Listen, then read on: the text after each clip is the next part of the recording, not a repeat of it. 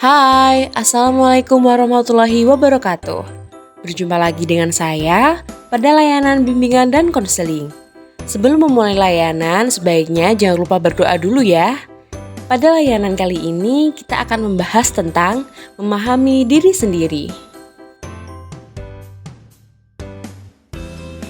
Tujuan layanan bimbingan dan konseling hari ini adalah peserta didik atau konseli mampu memahami tentang dirinya sendiri. Apa itu pemahaman diri?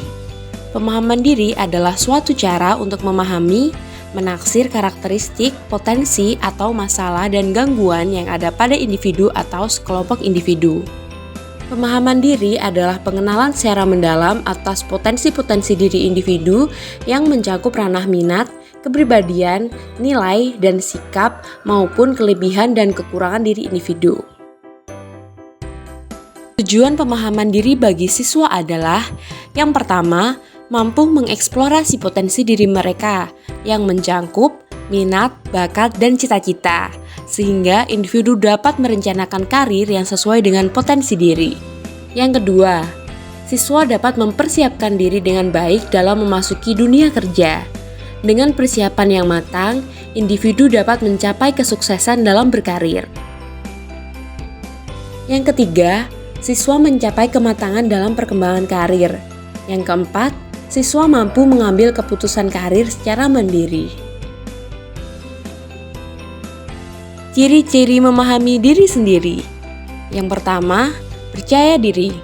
Percaya diri merupakan suatu keyakinan seseorang terhadap segala aspek kelebihan yang dimilikinya, dan keyakinan tersebut membuatnya merasa mampu untuk bisa mencapai berbagai tujuan di dalam hidupnya.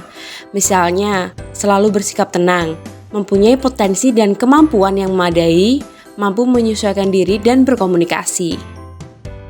Yang kedua, berpikir positif.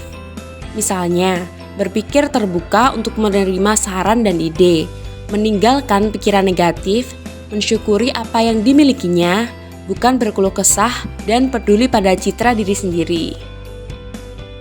Yang ketiga, memiliki kebiasaan yang efektif. Misalnya menjadi proaktif, mempunyai tujuan, dan mendahulukan yang utama, selalu melakukan evaluasi diri. Faktor-faktor yang mempengaruhi pemahaman diri siswa. Pemahaman diri siswa dipengaruhi oleh dua faktor, yaitu faktor internal dan faktor eksternal.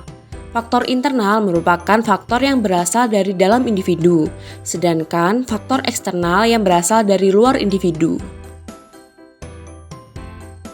Faktor internal. Bakat. Bakat adalah sebuah talenta dari Tuhan yang diberikan kepada kita untuk mengembangkan diri.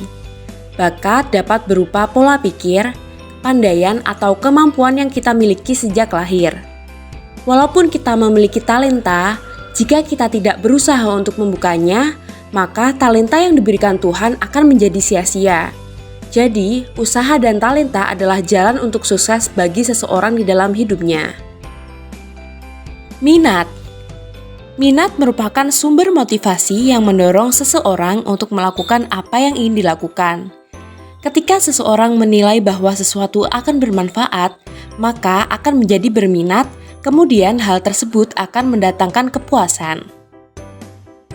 Cita-cita. Sejak kecil kita sering mendengar kata cita-cita.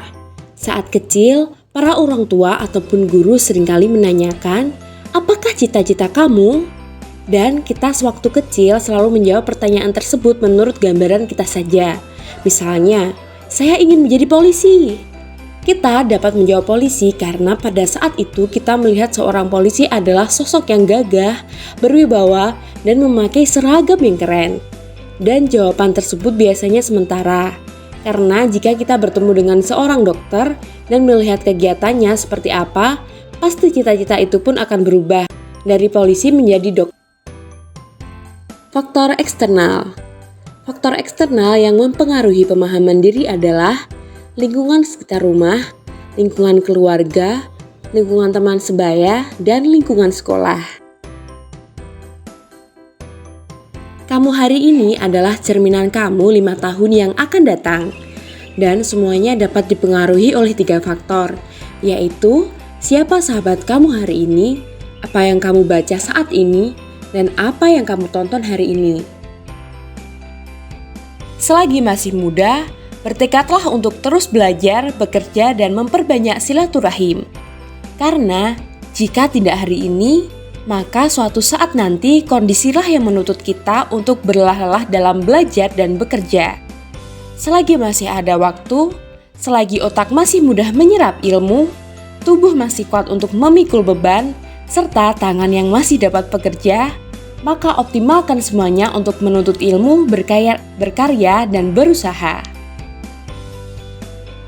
Demikianlah layanan bimbingan dan konseling hari ini tentang pemahaman diri sendiri.